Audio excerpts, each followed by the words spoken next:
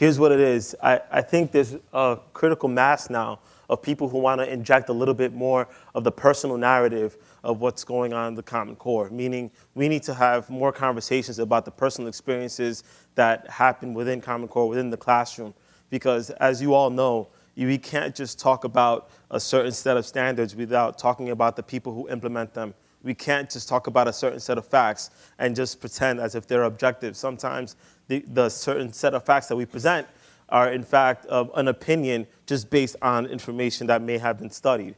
But then here's another thing, too. I started thinking about what's one way that I generally try to think about how voice is implemented within Common Core or anywhere, really. And one of the big ways I try to do that is through the form of hip-hop. Now, I started thinking about what would happen if the student achievement partner boss and College Board head, David Coleman, went against Phife Dawg from A Tribe Called Quest. I don't know how David Coleman would fare against him, but here's something that I think Phife Dawg might say in response to some of the things he's seen. And of course, feel free to clap if you wish. Boom, boom, boom, boom, boom, boom, boom, boom, boom. Boom, boom, boom. Here we go, yo. So what's the scenario? David Coleman knows this, David Coleman knows that, but he don't know jack because he can't rap. Well, what do you know? It's Jose, the next up to bat. No batteries included and no strings attached. No holds barred. No time for move faking. Time to teach the kids so I could bring home the bacon. Brothers front. They say that I can't flow, but I've been known to do the impossible like Broadway jokes. So, nah, never mind. So.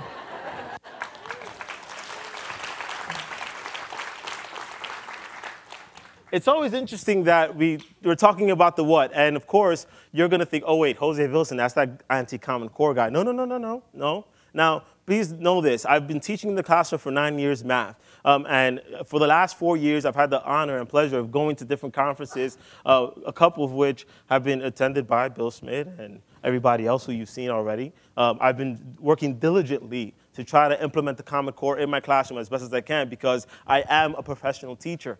What I often see, though, too, is I have two lenses. I have the math lens, and then I have my writer lens. I don't just write for my blog. I also write for New York Times, Center for Teaching Quality, Edutopia, like all these other different places. So I have a lens that may be unique to a lot of different people. And what I often see is, how do we do justice to the Common Core if, in fact, this is going to be a policy that gets implemented? So one thing I start thinking about is, who are the experts? Who are the real experts? Is it you?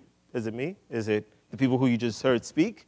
Is it the students? Is it the parents? Is it the teachers? Is it researchers? Who are the real experts? Where does the expertise come from? Who do we bestow the idea of expert? And unfortunately, what often happens is there's a disconnect between who we consider the expert up on high and who's actually doing the work. And we have to start valuing who that expert is, because really, do we really know if any of this is gonna work based on the research?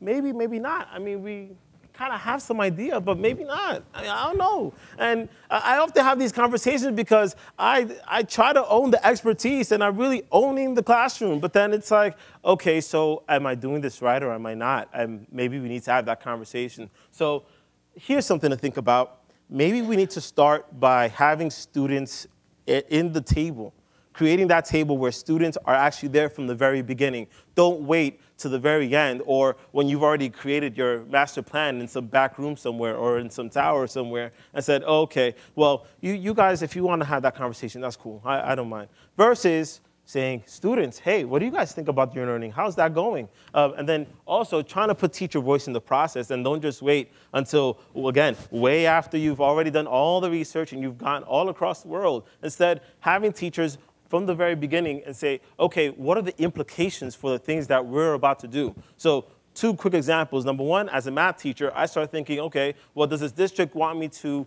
implement something based on just one way of doing things, or is there a way for us to introduce multiple entryways into the math that they're learning? Because there is this what, but then there's this conversation of how, and that conversation is not happening a lot. In literacy, you start seeing, okay, well, nonfiction text. Oh, we have to get some nonfiction text. You can't learn to read for fun anymore. We have to learn how to read based on what the person is saying. And I'm kind of saying, get somewhere in the middle where we really start thinking, okay, I want to read what you have to say based on what's being said.